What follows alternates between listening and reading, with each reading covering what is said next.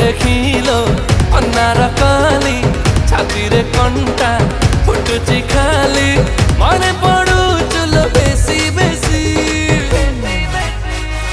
पलामी चाउल को पटिणी खासी पलामी चाउल को पटिणी खासी तुझिया दक्षिणी मु टोकाटा देसी पलामी चाउल को पटिणी खासी।